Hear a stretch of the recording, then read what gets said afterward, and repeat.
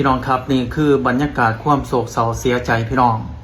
ครอบครัวของหญิงสาวชาวรัสเซียพร้อมกับน้องชายพี่น้อง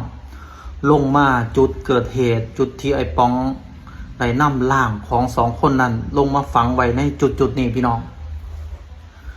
นี่คือความโศกเศร้าเสียใจที่เชื่อว่าพี่น้องเห็นแล้วน้ำตาซึมพี่น้องเห็นแล้วน้ำตาไหล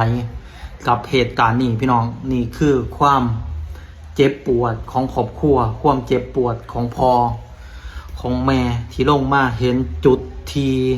ฆาตกรหนึ่งคนที่นำเอาร่างนำเอาแก้วตาดวงใจของเขามาฝังไว้ในจุดนี้นี่คือภาพบรรยากาศที่ทางครูบาอาจารย์เนาะพี่น้องเนาะก็ลงมาแล้วก็พร้อมกับเจ้าหน้าที่แล้วก็พ่อแม่พี่น้องประชาชน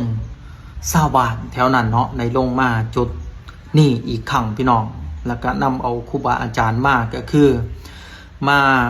คือบ้านเฮาก็คือมาเอิ้นวิญญาณเนาะพี่น้องเนาะมาเอิ้นขวัญเอิ้นวิญญาณกลับสู่อ้อมกอดครอบครัวย่านว่าวิญญาณนี่บ่จักทางกลับบ้านเนาะพี่น้องเนาะ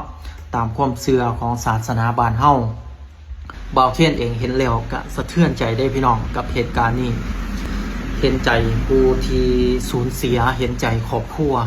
ของเพิ่นเนาะพี่น้องเนาะเป็นใจครอบครัวผู้บริสุทธิ์คนดีๆต้องมารับผลกระทบกับคนเลวระย่ำเพียง 2-3 คนนี้เป็นคนที่ดีมีอนาคตอีกยาวไกลต้องมาจบชีวิตเพราะคนเดียวก็ขอแสดงความเสียใจนำครอบครัวผู้ที่สูญเสียขอแสดงความเสียใจนำเบิดสุขสุขคนเนาะพี่น้องที่ได้รับผลกระทบ